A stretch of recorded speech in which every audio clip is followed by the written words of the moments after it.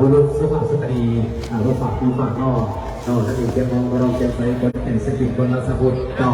สถานประเด็นก็จะขอสู้ให้การคอนเสิร์ตนะพี่น้องเฮาในทุกข้อก็ไปที่ก่อนเวทีดอกกับเพื่อว่าพุ่งใส่ไก่คอนเสิร์ตพี่น้องเป็นวิธีก่อนเวทีจังหวัดในค่ายโดยเราพันลำพิษสดใส่เนาะเพื่อจะว่าฝากภายในเสียงลำเนอุ่นลูกตามเมียประมาณเนาะวิธีก่อนเวทีขอ120%มาประสานเสียงทุกคนพี่น้องมาเท่านี้เนาะก็ลำมาไปพงใส่เจ๊มาเสิร์ฟวิธีก่อนเวทีคนที่มาดูร้านเป็นใส่ดอกไม้พุ่งๆกันพอดี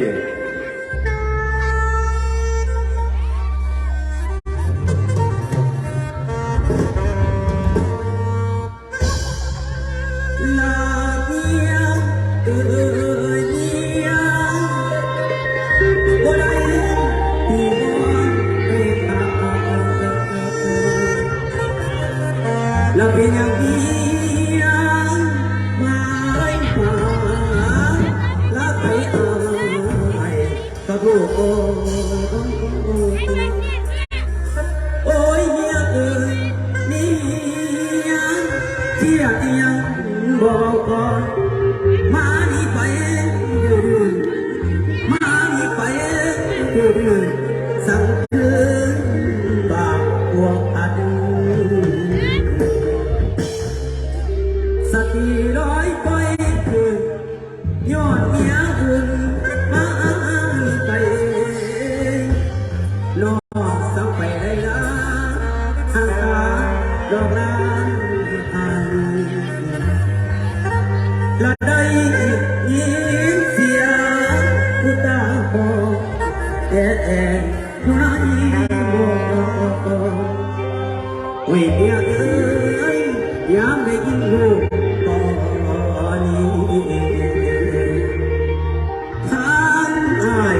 ดีกินน้ำ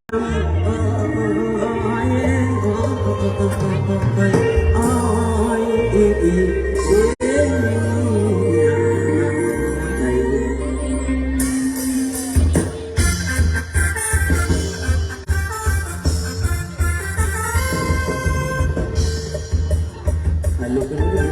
สำหรับเราไม่ได้ลูกน้อยจากอามีแม่ลูกแก่เมียจากพระเจ้าเลือพวงนอกเป็นคนหลอกลวง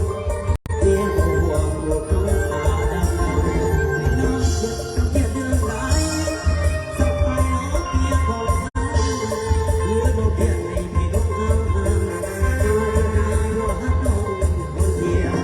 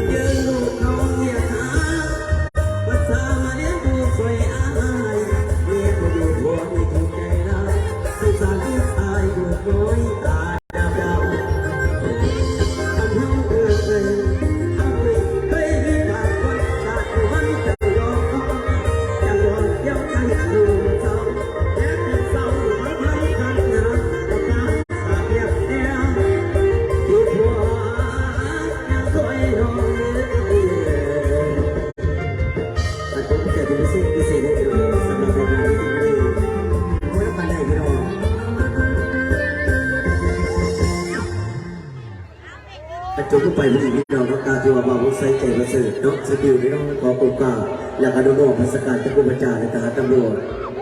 อันพิเศษสุดเลยจะเป็นทั้งอันพเดิมเนาะเลขาฝั่งบ้านเนาะ สาวานหัวเซ่นอกพวกด้วยบุคลากรที่เป็นทั้งปกสปกสและกาสาพันธิบาลเนาะบริการที่ว่าโอกาสดีนะที่วสันพี่น้องเนาะสิ่งที่มีโอกาสได้มาเยี่ยมยามตามข่าวกับพี่น้องเราสาวานหัวเซ่นอกวันสุขสุขกันแล้วกันเนาะอันที่สี่ด้วยจะเป็นทั้งเป็นสำเร็จทุกองค์วสันเนาะสิ่งที่ดึงเอาที่ว่าลูกหลานเทียนสดใสมาหลับใส่ตัวจริงเสียงจริงเพราะผลกาเสียนี่เป็นได้วสันพี่น้องเนาะสำหรับบริการตัวจริงเสียงจริงมาฝากมาต่อยาสลืมกันได้แบบนั้นสำหรับบริการที่ว่าเป็นมือเนาะมืออยู่ดีไม่แห้งเป็นมือสวยงามวสันเนาะฝากสอนให้กับพี่น้องว่าผลกาเสียเป็นได้เนาะสำหรับบริการที่ว่าตัวจริงเสียงจริงบางทีกาสิ่งที่พี่น้องเขาแต่ละห้องแต่ละห้องแต่ละแห่งแต่ละเมืองที่เดินทางมาเนาะเพราะว่าจะเป็นทั้งพ่อค้าเศร้าขายจับเต็มมือขึ้นบ่ให้เจ้าโอ้ยขนาดนะเนาะเอาพวกว่ากันที่เราโยกไปได้เท่านั้นท่านบอกกับบริวารท่านบอกผัวตาดังติดกุศลของพระสันเนาะนี่ยังไงซอยเต็มที่เอกลักษณ์ของวัฒนธรรมลาวคนลาวชาวพุทธ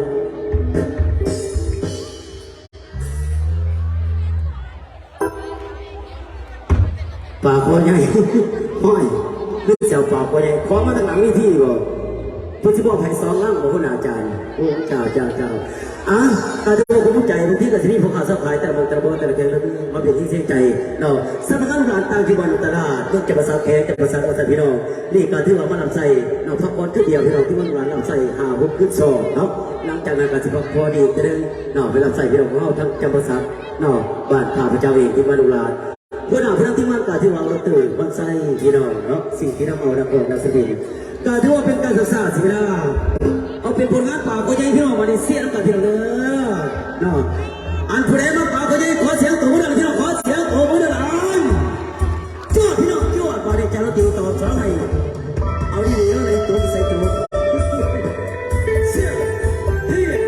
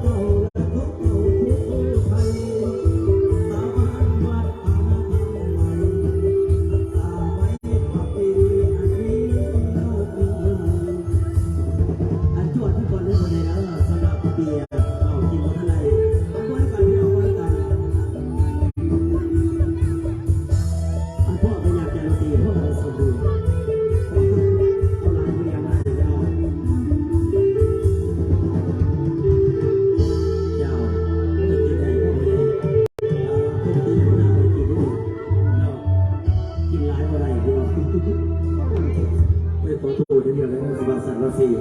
เอาให้ท่านจารตีเอาอาจารย์ไปจารตีไปกินแค่ไหนเอาท่านสิลำบ่ได้ยังไง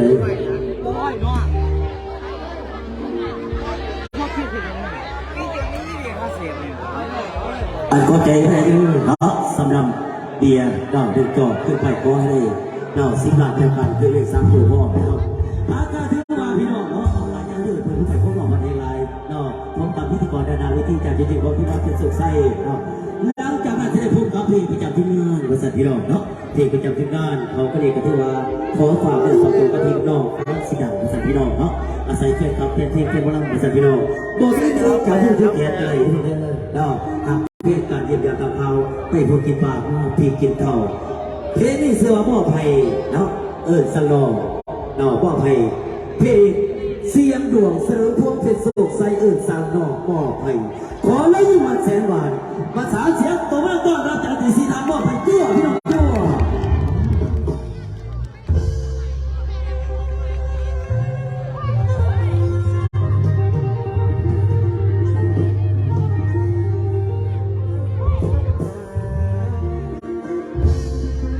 โอ้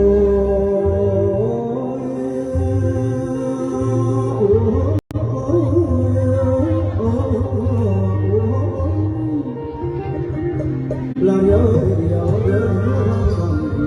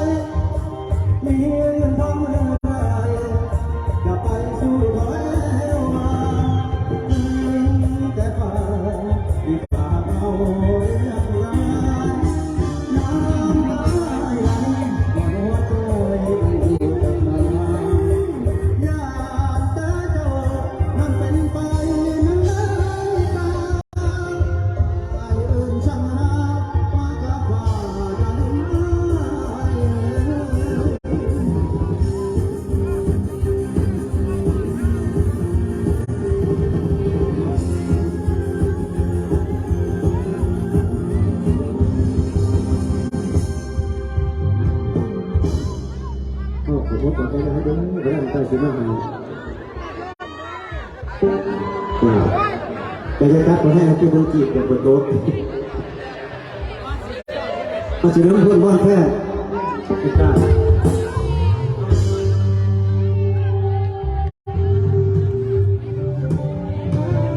พอถึงน้ำพ่นบ้านแค่แค่คอยพอครับน้อยบ้านแค่ต่อ